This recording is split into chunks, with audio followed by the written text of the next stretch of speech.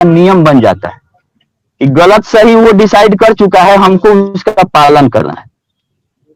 तो वो सहारा सेबी विवाद में सेबी का प्रीव्यू आता था, ये माननीय सुप्रीम कोर्ट प्रूव कर चुका है और बहुत बढ़िया से सुनवाई करके किया है, कोई जल्दबाजी में नहीं किया है और 3 बार किया है, 1 बार 2 बार नहीं।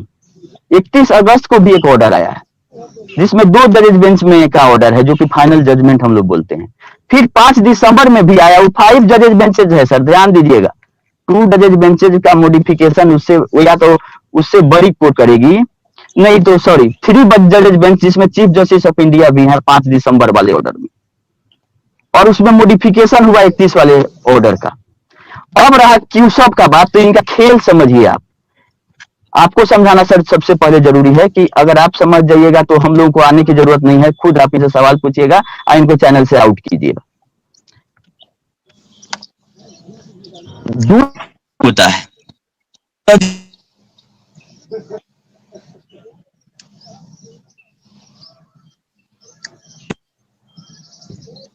को रख दिया गया जिसको 270 लिखवा देगा कहीं रास्ते में।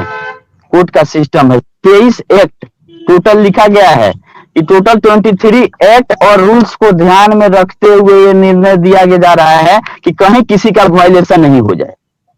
माननीय सुप्रीम कोर्ट का जो ऑर्डर होता है, रूल तभी बनता है कि उतना सोच समझ के उस पर निर्णय आता है। तो ऑर्डर में भी जिक्र है कि इन 23 एक्ट रूल्स को ध्यान में रख के ये ऑर्डर दिया जा रहा है और 1.5 महीना बाद ऑर्डर छपता है, रिजर्व रख लिया गया। वो जज साहब लिखवाते उनको 1.5 महीना टाइम लगता है, 31 अगस्त को पब्लिश होता है। उसी बीच में ये 14 जून तक कहीं ये नहीं बात रखे हैं कि हमने भुगतान शुरू कर दिया है। अगर किसी को मिला हो, चाहे इनके पास डाटा हो, तो हमको बता दे। हमको कोर्ट के ऑर्डर में नहीं है सहारा का पक्ष कि हम ओएफसीडी का जो है वो पेमेंट शुरू कर दिए। अभी ये तो लड़ाई लड़ रहे थे कि सेबी के प्रीव्यू में आएगा नहीं आएगा, और जब भुगतान शुरू कर दिए थे तो सेबी को इनको बता देना चाहिए था। आप पेमेंट करने के लिए बोले थे, हम पेमेंट शुरू कर दिए हैं, इस हिसाब से कर रहे हैं। तो 14 जून वाले ऑर्डर में कहीं जिक्र नहीं है कि ये भुगतान किए हैं। ऑर्डर रिजर्व है, सुनवाई खत्म है, 31 अगस्त को आदेश आता है और 3 महीने का टाइम है उसमें, और 10 दिन के अंदर इनको डॉक्यूमेंट देना रहता है। पैसा 3 महीना में देना है और पेपर डिटेल जो है वही केवल मांगा जा रहा है कि आप दे दीजिए कितने जमा करता है इनके, लेकिन ये नहीं दे पाते हैं तो कोर्ट ऑफ कंटेम्प्ट वहीं से शुरू हो जाता है 10 दिन बाद ही उस ऑर्डर का, क्योंकि 10 दिन में आपको पेपर देना था, नहीं दिए। तो ऐसा ऑर्डर था 31 दिसंबर वाला जिसका जो कि बहुत ही मतलब 11 पॉइंट है। 11 पॉइंट में एकदम क्लियरली हर एक बात लिखा गया है कि आपको क्या करना है क्या नहीं करना है। मैनिपुलेशन करिएगा तो सेबी अगर पेमेंट आप रियल में भी किए हैं उसका पावर रखती है कि नहीं माने, तो मैनिपुलेशन करने की कोशिश आप नहीं करें। लेकिन ये बाज नहीं आया, मैनिपुलेशन इन्होंने किया और 3 महीना बाद जो ये सेबी अटैचमेंट का जो ऑर्डर लेटर निकाली कि अपना अकाउंट डिटेल लाइए, प्रॉपर्टी का डिटेल लाइए, तो उस लेटर के अगेंस्ट में चले गए फिर ट्रिब्यूनल कि सेबी ने मेरा डॉक्यूमेंट रिजेक्ट कर दिया है। हमने बोल दिया था कि सेबी ने इनका पेपर देखा ही नहीं, तो हो सकता है कि हमसे बोलने में गलती हुई हो। मेरे कहने का मकसद है कि सेबी ने पेपर रिजेक्ट कर दिया, देख के करे या बिना देखे करे। तो सेबी ने इनका 127 ट्रक पेपर अनलोड करा के एक जगह ट्रांसपेरेंट जगह पे रखा जहां सेबी भी देख सकती है और सारा भी देख सकती है कि बीच में कोई गड़बड़ी नहीं हो, और सारा पेपर को डिजिटल बनाया गया, स्कैन किया गया। उस समय स्कैन किया गया कि आसानी होगा वेरिफिकेशन में, लेकिन फिर मैच नहीं किया कि जो रिडेम्पशन का पेपर है जो एप्लीकेशन का है, जब जमा लिया गया था उसका कोई मतलब सेबी को लगा कि नहीं ये सही में पेमेंट नहीं हुआ है, जो कि हकीकत था कि आप कितना भी पेपर दे दिए, मात्र 25% ऑफ पेपर इन्होंने सबमिट किया था। जबकि मांगा जा रहा था कि आप डाटा दीजिए, लिस्ट दीजिए कि कितने लोगों का जो 3 करोड़ से ज्यादा जमा करता थे उनका नाम पता एड्रेस हमको दे दीजिए।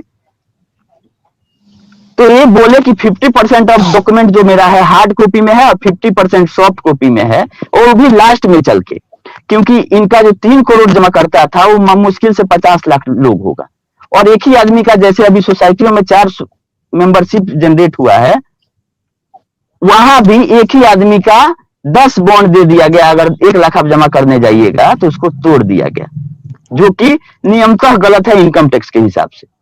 सेम डेट में आप 10,000 करके करिए, अच्छा ये 2 लाख कीजिए, वो एक ही माना जाता है। और 20,000 से ऊपर कैश लेने में मना था और सारा डिपॉजिट इनका कैश में था। अभी जैसे लिस्ट वहां देते कि हमने इतना पैसा इतने लोगों से लिया है, या नाम वाइज भी दे देते तो उससे भी निकाल लेती कि भाई एक ही आदमी का पैसा एक ही दिन में 10 बॉन्ड में जमा है। तो ये उसको बलगलाने के लिए कोशिश इनका जारी हो गया, इनकम टैक्स से बचने के लिए, क्योंकि इनकम टैक्स पकड़ती तो इनका पेनाल्टी शुरू हो जाता, जो कि बहुत मामलों में लगा है, सबका अपील चल रहा है। लमसम 40-50 हजार करोड़ से ज्यादा का अभी अपील और डिस्प्यूट चल रहा है सर। इस पे हम लोग को बोलने की जरूरत नहीं है, कोर्ट जो निर्णय करेगा होगा। तो उसमें जो ये अभी तो 25,000 करोड़ की बात हो रही है 2 कंपनियों की, इसमें लमसम 10-20 हजार करोड़ रुपया इनकम टैक्स का पेनाल्टी हो जाता अगर सही डाटा ये प्रोड्यूस कर देते कि एक ही आदमी का 5 बॉन्ड है और सब 19-19 हजार करके तोड़ के दिया हुआ है, जो कि हकीकत है। अब इनकम टैक्स से बचने के लिए सही ये केवाईसी वहां नहीं दे रहे हैं, और जो सही जमा करता थे उनको इंजेन्युइन कोर्ट के नजर में ला दिए हैं कि सब फेक है। क्यों? क्योंकि अपने बचने के लिए कि हम अगर केवाईसी करा देंगे सही से तो मैटर आ जाएगा कि आपने 20,000 से ज्यादा कैश लिया कैसे। ये टेक्निकल बात है। अब सब जमाकर्ता सही हैं और सहारा दे रही है लिस्ट, जो 3 करोड़ हमारे जमाकर्ता हैं। तो आज के डेट में आप सोचिए कि 86,000 करोड़ के जमाकर्ता मात्र 1 करोड़ 24 लाख लोग हैं। तो उस टाइम 3 करोड़ लोग कैसे 25,000 करोड़ में होंगे, ये सोचने वाली बात है। तो 10 करोड़ लोग बोलते हैं कि जमा करता है सहारा में, एक ही आदमी का चारों सोसाइटियों में जमा है, तो रिपीट होता है वो। तो मेन केवाईसी नहीं देने का कारण था इनकम टैक्स, और उसके चलते कोर्ट में ये साबित अब हो सकता है कि हो जाए कि जमाकर्ता रियल नहीं थे। आज के डेट में भी अगर सहारा बोल दे कि हाँ हमारे ये हमारे साथ दिक्कत है, जो मल्टीपल नंबर ऑफ अकाउंट खुल गया सेम आदमी का, तो प्रूफ हो जाएगा।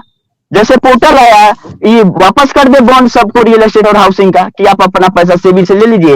एक बार अब और मौका दिया जाएगा सबको कि आप सेबी के पास अपना बॉन्ड भेजिए, मेरे पास बॉन्ड है उसका पेमेंट नहीं मांग रही है, आपको मिलेगा तो आप सहारा को वापस कर दीजिएगा। जितने बॉन्ड होल्डर हैं उनको बॉन्ड वापस कर दिया जाए, बॉन्ड लेकर लोग सेबी से पैसा ले लेंगे 15% इंटरेस्ट के साथ।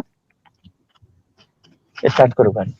तो यही बोलना है कि ये सब जो भी ये चीज बोल रहे हैं उसको ये प्रूफ करें। पहला चीज बोल दिए कि 100 अगस्त से हुआ, वो गलत बोले हैं। उसको उसका इनके पास या तो प्रमाण नहीं है, या जानबूझ के गलती कर रहे हैं, लोगों को प्रभोग कर रहे हैं कि कुशवाहा जी आके कुछ अनाप शनाप बोल दें और उनका बेइज्जती हो जाए। ठीक है, ये प्रोवोकिंग है सर। अगर अनजाने जानबूझ के कर रहे हैं, अगर अनजाने में कर रहे हैं तो जाके ये पढ़ेंगे कि जून में था और आके कल माफी मांगेंगे कि हमने गलत बोल दिया था। सरेंडर वाले मैटर पे जाके माफी मांगेंगे, क्यूसॉप वाले मैटर पे आके बताएंगे कि क्यूसॉप क्यों नहीं चल रहा है, और सुब्रत राय सहारा ने रिजाइन क्यों दिया उस समय क्यूसॉप से। और इनके टोटल जो बड़े बड़े लोग थे वो लोग सोसाइटियों में क्यों नहीं ज्वाइनिंग लिए, बोर्ड ऑफ डायरेक्टर में चाहे कहीं पे भी। जो सोसाइटियों का liability 86,000 crore Delhi high court में ये पेश किए हैं, वो बैलेंस शीट मेरे पास है चारों का, उसमें 1,12,000 करोड़ रुपया डिपॉजिट और कंट्रीब्यूशन मिला के आ रहा है, और 52,000 रुपया अदर लायबिलिटी इंक्लूडिंग इंटरेस्ट भी हो सकता है। तो 1,64,00,000 लमसम रुपया का लायबिलिटी केवल सोसाइटियों का है। ये सही है कि गलत है, इसका वेरिफिकेशन करके आप आएंगे कि 86,000 पर नहीं रुकिए आप, केवल सोसाइटियों का लायबिलिटी 1,64,00,000 बैलेंस शीट 31 मार्च 2022 के हिसाब से है कि नहीं, अगर ये पेपर पे चलते हैं तो इसका जानकारी जरूर लेके आइएगा। दूसरा, एमबी वैल्यू में जो 62,000 करोड़ निवेश हुआ, वो कैश में हुआ या बैंक से हुआ, मूड उसका क्या था, और उसका बैंक स्टेटमेंट है, उसका प्रूफ क्या है जिससे आप बताएंगे कि हाँ रियल में पैसा गया, या कोई और चीज है उसको भी क्लियर करेंगे कि हाँ अकाउंट स्टेटमेंट आप एमबी वैली का हम लोगों को दिलवा दीजिएगा कि एमबी वैली में 62,000 करोड़ रुपया इन्वेस्ट है, जो कि दिल्ली हाई कोर्ट में अभी डेबिट में दिया गया है सहारा की तरफ से। वो पैसा कैसे गया सोसाइटियों से एमबी वैली में?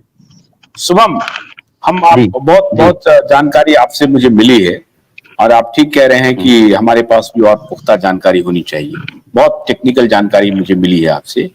एक हम आपसे बहुत संक्षेप में जानना चाहते हैं कि टोटल लायबिलिटी जो है, including cooperative, real estate financial और क्यूसॉप, टोटल लायबिलिटी की जो देनदारी होगी वो किसकी होगी? अगर सरकार ओनस लेगी, क्या सरकार वापस कराएगी? पैसा कलेक्ट करेगी सहारा से और फिर सरकार वापस करेगी। और आपके हिसाब से अभी टोटल 86,000 करोड़ है। ये 86,000 करोड़ किसका है? क्यूसॉप का है, रियल एस्टेट का है, कोऑपरेटिव सोसाइटी का है, किसका है? आपके पास ये जानकारी होगी कि कितना पैसा, टोटल पैसा इनको देना है और कितना पैसा आपकी निगाह में सरकार के पास है और कितना पैसा सहारा को अभी किसको देना है? सरकार को देगी, थ्रू सरकार आप लेंगे या सीधे देंगे? ये आप थोड़ा बताइए पहले। पहला चीज सर, जो पोर्टल आया है वो सरकारी व्यवस्था है, सरकार, सहारा का उसमें कोई योगदान नहीं है। योगदान नहीं, सीध पैसा था सेबी के पास, वो पैसा सरकार ने सोचा कि हम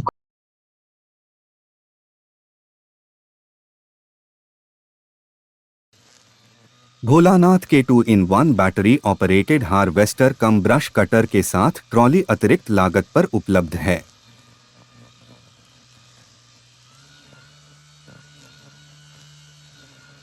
अधिक जानकारी के लिए कृपया दिए गए नंबर पर कॉल करें।